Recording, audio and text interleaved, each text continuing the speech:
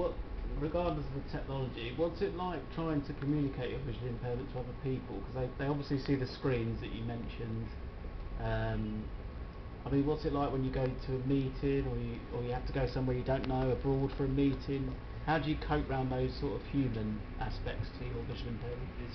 It can be tricky, but you need to be well prepared. I mean, I have a lot of problems with respect to obviously introducing myself to people, because you don't see the faces, then you may introduce yourself for the third or fourth time to the same person. So because I don't carry a white stick, and it's not obvious that I can't see necessarily, because I have some peripheral vision.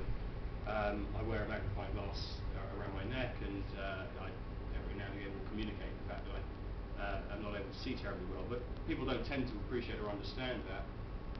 So I try to travel with a colleague, not always feasible, but if I'm not, I'll often carry a little monocle, a monocular telescope, so I can see the screens, because obviously whenever you're in an airport or a train station, you can't see the screens, they're too far away, and there may not be something to ask, so I have a telescope to see all of that. But the irony is, as other people have mentioned, in terms of the technology is prohibitively expensive. CCTVs, all the fancy stuff on the mobile phones, the KNFB reader scanner on the mobile phone, all this kind of fancy stuff. When it comes down to it, in the real world, you want stuff to work fast and practically, and I rely basically on this magnifying glass and another more powerful one that costs about 50p. And you realise after clambering together a lot of technology on board, yes, the Zoom text, the OpenBook, the Magic, the JAWS software is critical as screen readers, because you can't function on the computer without these software processes. But in the everyday world, if I leave home without my magnifying glasses, I am completely stuffed.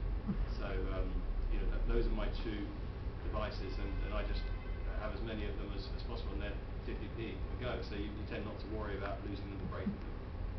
But it is amazing. You go to these eyesight fairs, Macular Disease Society does some very good conferences around the country, and they tend to have all of these amazing companies that come along and I'm shocked at the extraordinary prohibitive expense that is for effectively a piece of glass, a mirror, and a TV screen that just projects magnified images, and you have all these naive people who are introduced to these things for the first time and spending £2,000-3,000, and as Eros has said, you get them home and then you realise actually not terribly practical in the end, and you only use it once, and then go across other ways of getting about.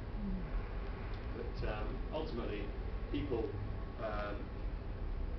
you tell them that you can't see, they forget. You're ultimately constantly having to be prepared and aware that you have to take responsibility for yourself if you want to get things done. And friends and family and colleagues will be there and will be helpful once you build up that circle of trust. But ultimately, you have to drive things yourself.